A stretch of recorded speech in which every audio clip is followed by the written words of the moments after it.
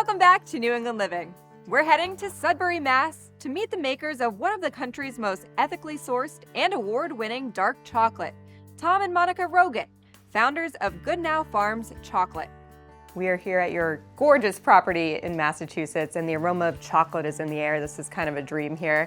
How did Goodnow Farms Chocolate get its start?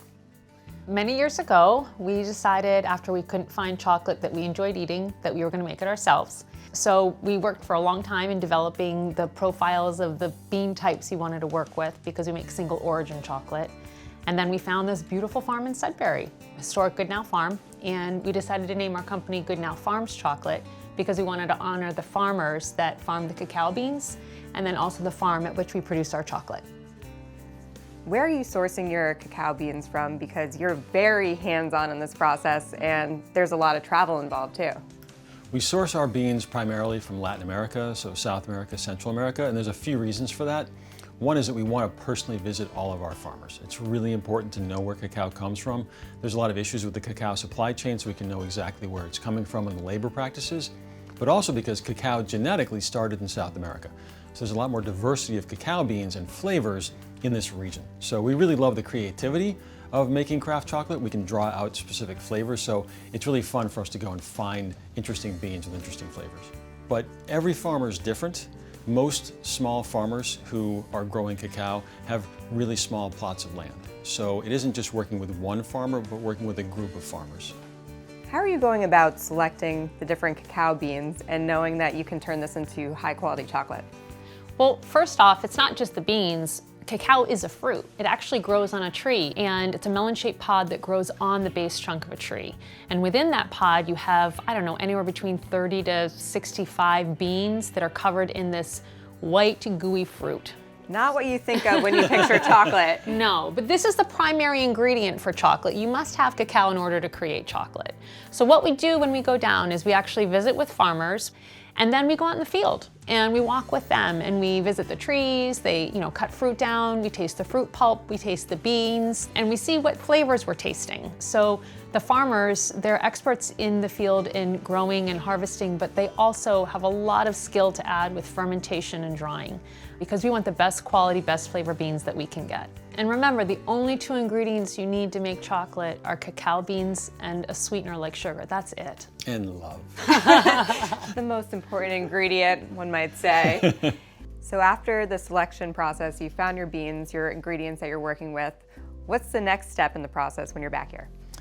So we start with the beans. Those beans that we took so long to develop and work with at origin, we bring them up here and we store them in these barrels, and we'll come down and depending on what bar we're gonna make, we'll choose the beans we're working with, and then the first step is sorting. That's when you go through the beans by hand and you remove any beans that are broken or cracked or too small to roast properly because we're looking again for the best flavor possible. And then after those beans are sorted, they're taken into our chocolate kitchen, and the first step is we roast the beans. And then once those are cool, the next step is removing the husks. We have a winnowing machine. We put the beans in the top and then the beans are crushed. And because the nibs are heavier, they fall down into a bucket, and then we have a vacuum attached to that and it sucks the shells out. Once we have the nibs, that's the meat of the bean, we take those nibs and we put them into our stone grinders. And then those nibs get crushed, and then over time they liquefy, and that liquid is called cacao liquor. And that's what we add sugar to make the chocolate. And we also do one additional step. We add our own freshly pressed cocoa butter. You don't have to add cocoa butter to chocolate because it's naturally in there. We like adding it because it enhances the flavor and it also makes it really smooth to your mouth. We'll add the sugar, and then we'll let those grinders run between 5 and 6 days straight, 24 hours a day. And we pour them into pans, and then we take those pans and we put them through a sifter. And then the finished sifted chocolate goes into a machine called a tempering machine.